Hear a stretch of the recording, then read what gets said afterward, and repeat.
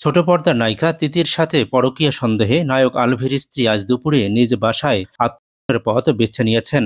নায়িকা তিথির সাথে অনেকদিন থেকেই পরকীয়ার গুঞ্জন শোনা যাচ্ছিল। নায়কের সাথে ইন্ডাস্ট্রিতে জোর গুঞ্জন রয়েছে নিয়ে এই গুঞ্জনের মাঝে ঘি ঢেলে দিয়েছে নায়ক আলভি নিজেই।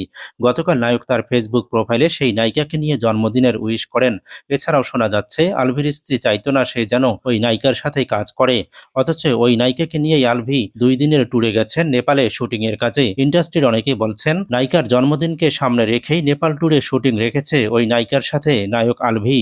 স্ত্রীর এমন দুর্ঘটনার খবর পেয়ে নায়ক তার ফেসবুকে একটু আগেই পোস্ট দিয়ে জানিয়েছেন খুব শীঘ্রই তিনি দেশে ফিরবেন, দেশে এসে সবকিছুই ক্লিয়ার করবেন তিনি। তবে নাটক ইন্ডাস্ট্রিতে নায়ক আলভির সাথে নায়িকা তিথির অবৈধ সম্পর্কের কথা প্রায়ই শোনা যায় এবং নায়কের স্ত্রীও চাইতো না সে তার সাথে কাজ করুক। তবে সত্যি ঘটনা জানতে হলে আরো কিছুক্ষণ অপেক্ষা করতে হবে, কারণ নায়ক দেশে ফিরে সংবাদ সম্মেলন করবেন। ছোট পর্দার জনপ্রিয় অভিনেতা জাহের আলভি এবং তার স্ত্রী ইকরার গল্প এখন পুরো বাংলাদেশকে স্তব্ধ করে দিয়েছে। মাত্র 19 বছর বয়সে ভালোবাসার ঝোঁকে পালিয়ে বিয়ে করেছিলেন তারা।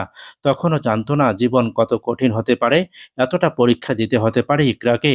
14 বছরের সংসার, হাজারো স্মৃতি, হাসি কান্না, ফেসবুকে ভরা সুখের ছবি। সবাই তো ভাবতো কি সুন্দর জীবন, কিন্তু জীবন তো একেবারে ফেসবুকের ফিল্টার নয়। হাসির পিছনে কি যে লুকিয়েছিল কেউ তা জানে না। অভিমান, অশান্তি, নীরব কষ্ট, কোনোটাই ক্যামেরায় ধরা পড়ে না। তবে সত্য মিথ্যা এখনো কোনো কিছুই প্রকাশ পায়নি। কয়েক বছর ধরে গুঞ্জন আছে অভিনেত্রী ইফফাতারা তিথির সঙ্গে আলভির প্রেমের সম্পর্ক চলছে।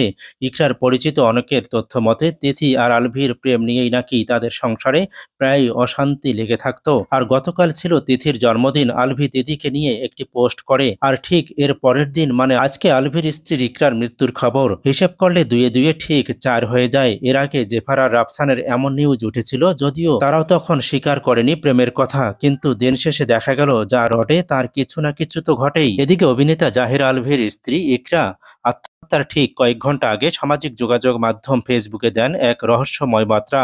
সংক্ষিপ্ত সেই পোস্টে আলভি লেখেন, ভুল করলে মাপ মেলে কিন্তু মুক্তি মেলে না, যা নিয়ে এখন নেট দুনিয়া সহ সবই জঙ্গনে চলছে নানান জল্পনা কল্পনা, আলোচনা এবং তোলপাড়।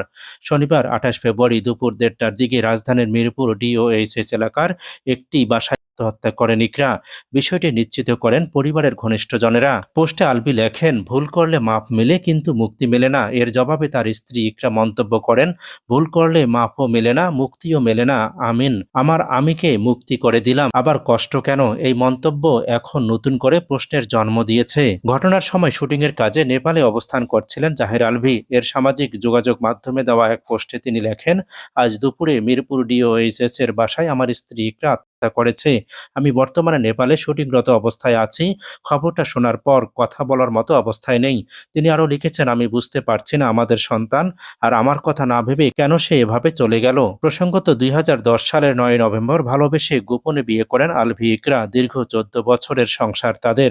2024 সালে তাদের বিয়ের খবরটি প্রকাশ্যে আসে। তাদের সংসারে রিজিক নামে একটি সন্তান রয়েছে। এ ঘটনায় সবই জঙ্গনে নেমে এসেছে শোকের ছায়া।